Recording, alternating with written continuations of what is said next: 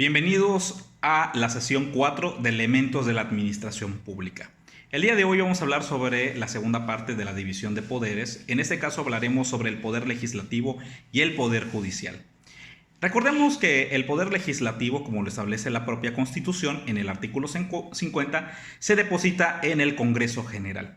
El Congreso General está dividido en dos cámaras. La Cámara de Diputados, que son representantes de la nación, en este caso digamos que los representantes populares, que en su totalidad se renuevan cada 3 años. Por cada diputado hay un suplente que se elegirá y podrán ser electos hasta 4 periodos consecutivos. Esto con las nuevas reformas sobre el tema de las reelecciones. Esta Cámara de Diputados está dividida primeramente por 300 diputados electos por mayoría. Esos son los en nuestro país están divididos 300 distritos electorales por igual número de ciudadanos que tienen la capacidad para votar de acuerdo a la propia ley, y sobre todo que en el número igual que en todo el país se divide en 300 distritos distribuidos geográficamente. Cada uno de estos distritos elige un diputado por mayoría relativa, es decir, los que salen a hacer campaña y son electos por el voto popular. La otra parte que conforma esta Cámara de Diputados son 200 diputados electos según el principio de representación proporcional mediante el sistema de listas regionales votadas en las circunscripciones. Nuestro país está dividido en 5 circunscripciones electorales. Estas 5, en cada una de ellas se va a presentar una lista de un número determinado de candidatos o aspirantes a este principio de representación proporcional, y de acuerdo a una fórmula matemática que realiza el propio Instituto Nacional Electoral, cuando son electos, esa propia fórmula va determinando cómo cada partido va obteniendo espacios de representación dentro de la Cámara de Diputados. ¿Cómo surge este principio?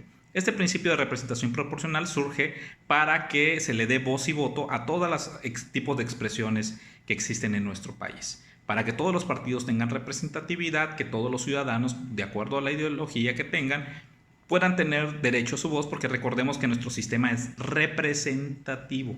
¿Qué significa? Que son bajo representantes electos, de acuerdo a estos dos principios, 300 por mayoría y 200 por representación proporcional, y sobre todo determina un tema de equilibrio de poderes, para que el Ejecutivo, en cierta manera, pues también tenga algunas regulaciones por parte de otro de los órganos, porque nuestro país está dividido en 3 órganos importantes, donde se divide el supremo poder, que es el poder ejecutivo, legislativo y judicial. Por otra parte, la Cámara de Senadores, que también conforma este Congreso General, se renueva su totalidad cada 6 años, cuando también son electos los presidentes de la República.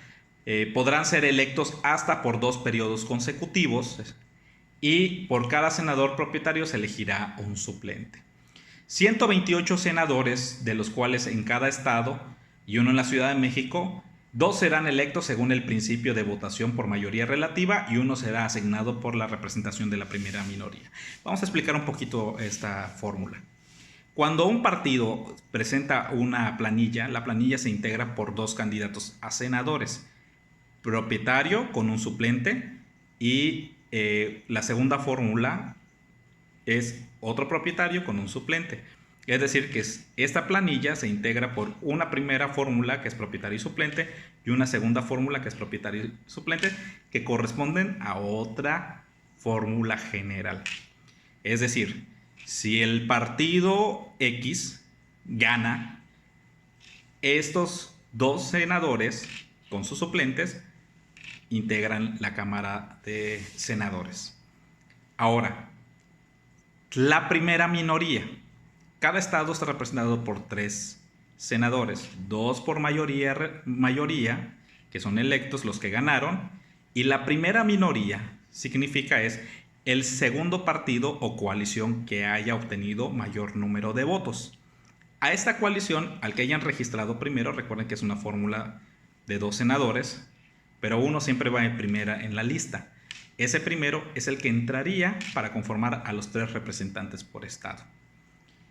Y 32 senadores también por el principio de representación proporcional, como lo mencionamos en estas circunscripciones con las listas que también se van eligiendo, como en la Cámara de Diputados. Un poquito complicado el tema de la representación, sobre todo de los senadores electos. Esto significa que los estados son representados por 3 senadores.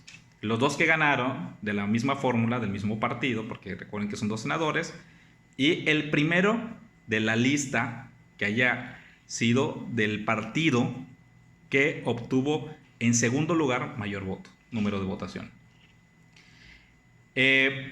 ¿Cómo funciona el Congreso General? El Congreso General trabaja en el Pleno, que se denomina la Cámara integrada en su totalidad de todos los legisladores en su interior, y abordan, analizan y discuten y votan las iniciativas de ley, los exhortos, permisos, acuerdos, nombramientos, operación regulada por las reglas de asistencia, conducta, debates y la participación. Esto es en todas las actividades que realizan, sobre todo por las actividades propias de la legislatura.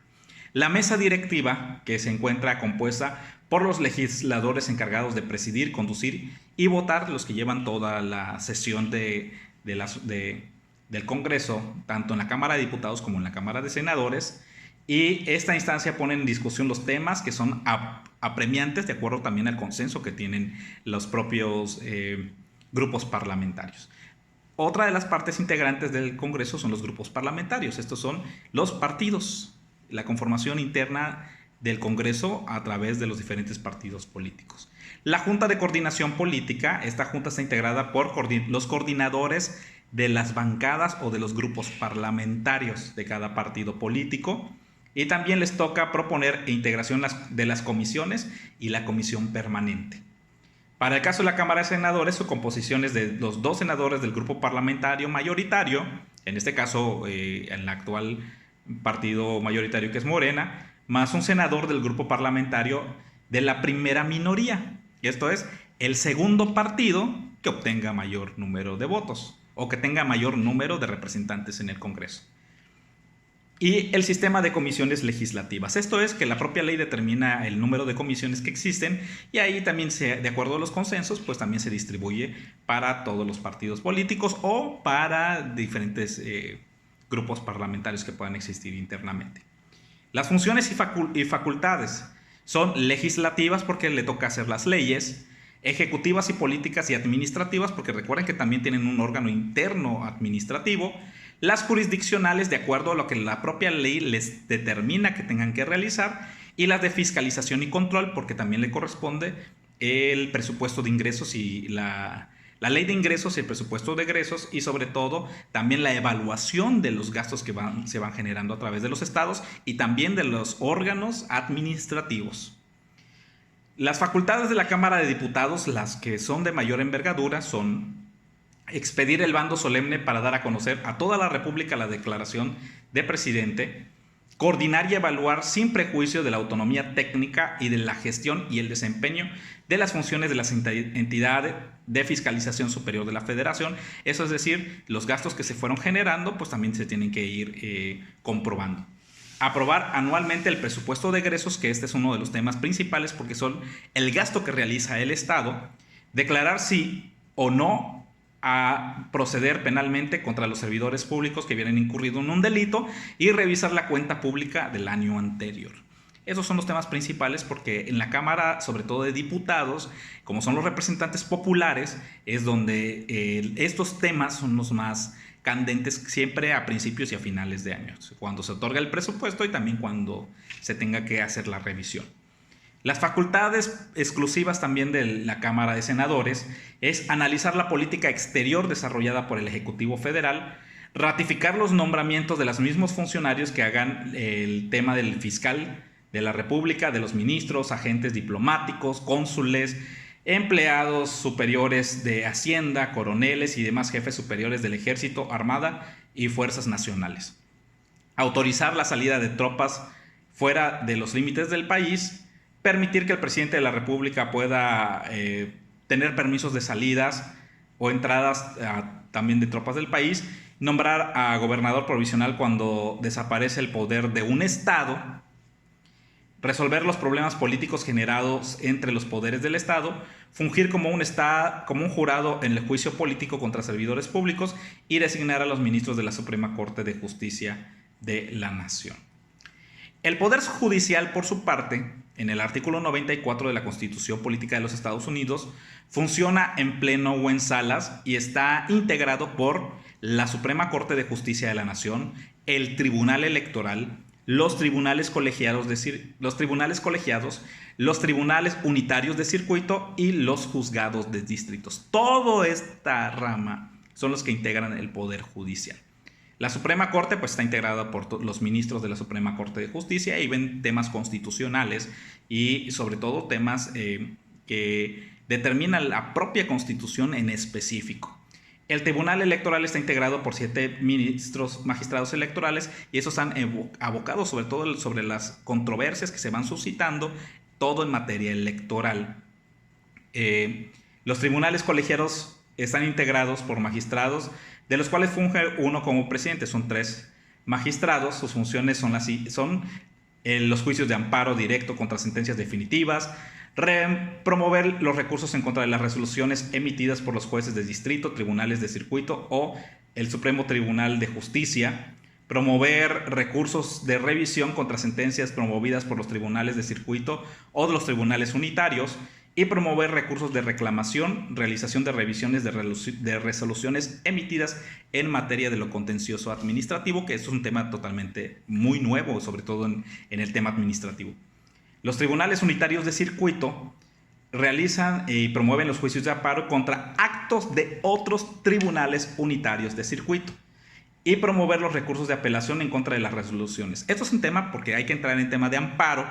En el amparo también hay que se tengan que resolver, sobre todo determinaciones de las propias autoridades judiciales. Y por último tenemos los jueces de distrito, que están integrados por un juez y son los tribunales de primera instancia del Poder Judicial, y su función es actuar como primer orden de los casos ordinarios y pueden encontrarse especializados en materia penal, civil, federal, siempre en materia federal. El Poder Judicial, sus actividades importantes son garantizar el orden constitucional y la impartición de la justicia. Sus funciones son tipos de controversia, de todas las controversias de orden civil o criminal que se susciten, aplicando las leyes federales, de todas las controversias que se versen sobre los derechos marítimos, de los casos concernientes a los miembros de los cuerpos diplomáticos y consulares y de los que surjan entre un estado u vecino, en el caso también de los límites. Y la solución de controversias derivadas de 2 o más particulares, de un particular contra la institución del Estado, 2 o más poderes del Estado, 2 o más órdenes de gobierno, 2 o más tribunales y 1 o más de partidos políticos contra la autoridad electoral. Esto es en temas sobre todo de la división de poderes, las facultades que son más renombradas sobre todo en los órganos jurisdiccionales y también en las actividades del poder legislativo.